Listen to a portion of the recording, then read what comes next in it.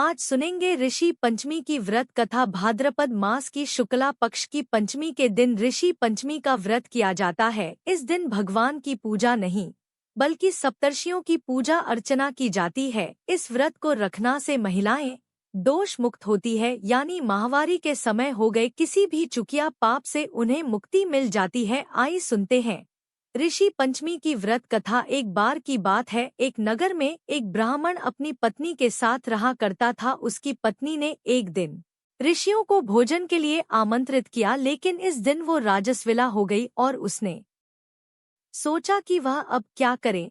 उसने तो ब्राह्मण को भोजन पर आमंत्रित कर रखा है, इसलिए वो अपनी पड़ोसन के पास गई और उससे पूछा, मैं क्या करूं? मैंने तो आज ऋषियों को खाने का न्योता दिया है और आज ही मैं रजस्वला हो गई। पड़ोसन ने कहा, तू ऐसा कर, 7 बार नहा लेने और 7 बार कपड़े बादल लेने और फिर खाना बना ले। उसने ऐसा ही किया। उसके बाद वो ऋषि ब्राह्मण के घर पूजन करने आए और भोजन करते वक्त उन्होंने अपनी दिव्या दृष्टि से देखा तो उन्हें भजन में कीड़े चलते हुए दिखाई दिए और वह सभी अपनी दिव्या दृष्टि से इसका कारण समझ गए और उन्होंने नाराज होकर ब्राह्मण और उसकी लिंग को श्राप दे दिया कि श्राप के कारण अगले जन्म में ब्राह्मण ने तो एक बेल और उसकी पत्नी ने कुटिया के रूप में जन्म लिया और अगले जन्म में दोनों अपने बेटे के यहाँ रहने लगे। उनका बेटा बहुत धार्मिक था। एक दिन उसे लड़की ने अपने माता पिता की श्राप के दिन ब्राह्मण को भजन पर बुलाया। यह देखकर वह बेल और कुटिया आपस में बात करने लगे, अपना बेटा श्रद्धा कर रहा है, आज तो खीर और पूरे खाने को मिलेगी। अपने घर ब्राह्मण को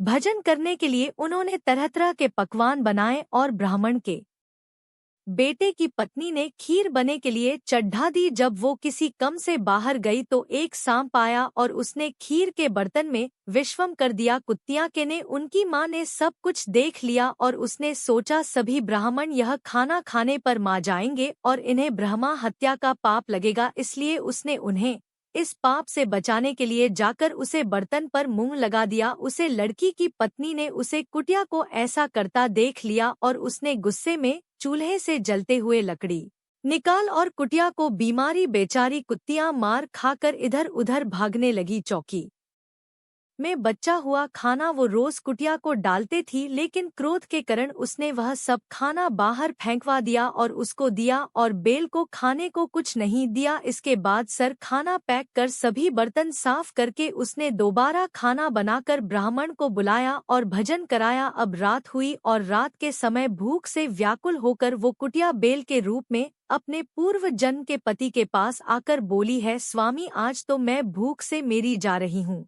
वैसे तो मेरा पुत्र रोज मुझे खाने को कुछ ना कुछ दे देता था, लेकिन आज मुझे कुछ नहीं मिल सका। मैंने तो सांप के विष वाली खीर के बर्तन को इसलिए छुआ कि उनको ब्रह्मा हत्या का पाप ना लगे। इस कारण से उसकी बहू ने मुझे बहुत मारा और खाने को भी कुछ नहीं दिया। तब उसे बेल ने कहा, तेरे पापा के कारण तो मैं भी इस यानी में पड़ा हूँ और आज बोझाड़ होते धोते मेरी कमर टूट गई। आज मैं भी खेत में दिन भर हाल छोड़ता रहा। मेरे पुत्र ने आज मुझे भी भजन नहीं दिया और मुझे भी मारा। मुझे इस प्रकार कष्ट देकर उसने इस श्रद्धा को निष्फल कर दिया। अपने माता पिता की इन बटन को उनके बेटे ने सुन लिया और वह उनके दुख से बहुत दुखी हुआ। उसने इस समय उन दोनों को भरपेट भजन कराया और फिर दुखी होकर वन में चला गया। वन में जाकर उसने ऋषियों से पूछा, मेरे माता पिता किन कर्मों के कारण इस नीचे यानी को प्राप्त हुए हैं और अब किस प्रकार उन्हें इस यानी से छुटकारा मिल सकता है? तब ऋषि बोले, तुम इनकी मुक्ति के लिए अपनी पत्नी के साथ मिलकर ऋषि पंचमी का व्रत धारण करो और उसका फल अपनी माता पिता को दो। ऋषियों के कहे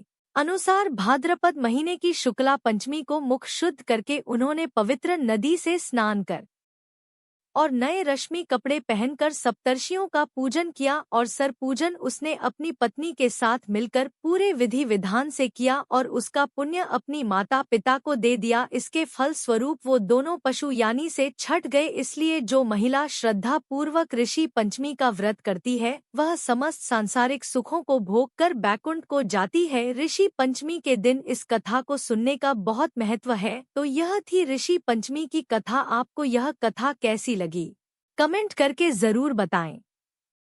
धन्यवाद मित्रों, आपने हमारे वीडियो को देखने के लिए समय निकाला। अगर आपको ये वीडियो पसंद आया हो तो कृपया लाइक करें, शेयर करें और हमारे चैनल श्रीमद् भक्ति को सब्सक्राइब करें। ऐसे ही और भक्ति से जुड़े वीडियो देखने के लिए बेल आइकन को दबाना न भूलें, ताकि आपको हमारे नए वीडियो की नोटिफिकेशन मिलती रहे। अपने सुझाव और प्रश्न हमें कमेंट में ज़रूर बताएं। ईश्वर की कृपा सदा आप पर बनी रहे। जय श्री कृष्ण।